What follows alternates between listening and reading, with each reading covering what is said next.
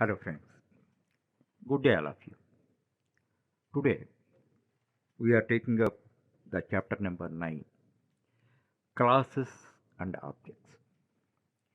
In the previous chapter, we fully focused on object oriented concepts and of their implementation. And we have to study in depth in the implementation. For this purpose, I have developed totally 3 chapters. This is the second chapter. First chapter, we could understand the basic concepts of WOOP and their basic implementations. Now we focus on depth of their implementations. In this, the first concept is more about encapsulation. Already I told you there are 4 pillars of WOOP. That means there are 4 fundamental or core concepts of WOOP. They are abstraction, encapsulation, inheritance, and polymorphism. In the previous chapter, I explained detailedly about abstraction illustratively. I think I might have grasped it. Now, let us focus on encapsulation. This is very, very important concept. Here, because of implementation of encapsulation properly, there are 4 benefits.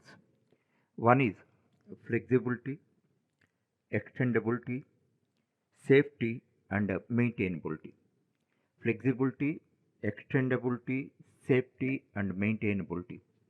These are the 4 important characteristics required for a program. But simply, if you develop a WOOP program, you cannot adopt these 4 features or characteristics automatically. For that, you have to do something. So, encapsulation obviously we do. If whenever you develop a WOOP program, automatically data and functions or methods are encapsulated as single identifiable entity. That we know. But here we are focusing on tight encapsulation. Because of the tight encapsulation, we can ensure the safety and the security of our data. That is very important. One thing always you understand in real life or in programming, safety of data is very important, foremost important. If safety of data is not ensured, nobody relies on the system. Now you have your Google Mail. You feel that it is fully secured, nobody can access it.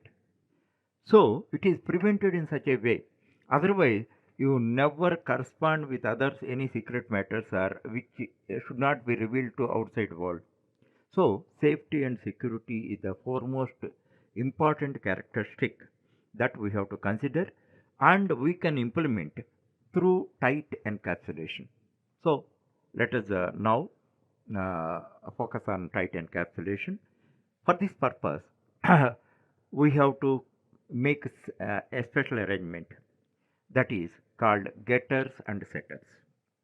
For this, what we do, we make all the instance fields and all the instance members as private. As I told you, briefly explained about access modifiers, that is public, private, protected, and default. Public means anybody, any outside element can access. Private means within the class members, within the class definition only, whoever are the members of the class can access. So we have to, for implementing tight encapsulation, we have to explicitly declare all the instance variables as private. What happens regarding that? Only the members in the class declaration can access. No outside member is allowed to access it. In that way, you are preventing outside elements to access it freely. But if nobody can access it, what is the use of that? That means we have to interact with the world. For that, safety ways are there. For this purpose, you have to, these are instance variables. Instance fields are variables we are making private. You make methods as public. For this purpose, special methods you have to create. Those are called getters and setters. These are simply known as getters and setters. Getters getters methods are, these are meant for accessing. These are accessing method. There you know other use of these methods. So getter methods are public. As these are public, public outside elements can access them. Any public element can be accessed by outside element. So outside element can access them. Through them, you can access the private members. Analogically, in real life, an officer, a top level officer is there. If you want to access him directly, you cannot access. For that, one attendant is there or one secretary is there. Through the secretary, you have to access. Understand? But you are not directly allowed to access. The same arrangement is made. Private members cannot be accessed directly, but through the public getter and setter methods, we can access.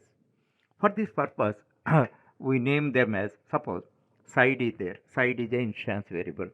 Get side. Get side we define. Now, int side is equal to s. S means square object. Dot get side. Okay. By that you can get. Now how to set? For setting purpose, setter method. Set side. Set side. You have to mention through the method. You can set the data. Actually, you can set a value through the setter method, and if you have to retrieve the value through getter method, you can access it. So these are simply known as setters and getter methods. And practically, you have to understand. Simply theoretically, you may have a lot of doubts. Don't worry about that. Just theoretically, I am explaining. If you implement that, what happens? There are mainly three advantages, as I explained to you. There is integrity of data. Both the members and uh, data members and member methods are encapsulated or integrated as a single identifiable entity. And only public members can access the private instance variables. That means outside methods cannot access that, and they can access and they can operate upon them. Number three is outside elements are prevented to access private instance variables. By that, ultimately safety and security of data is ensured, and it leads to information hiding. Already I told you, information hiding is one of the core characteristics, okay, of object oriented program that we can implement it. In the next concept, we are going to apply the tight encapsulation through a program demo.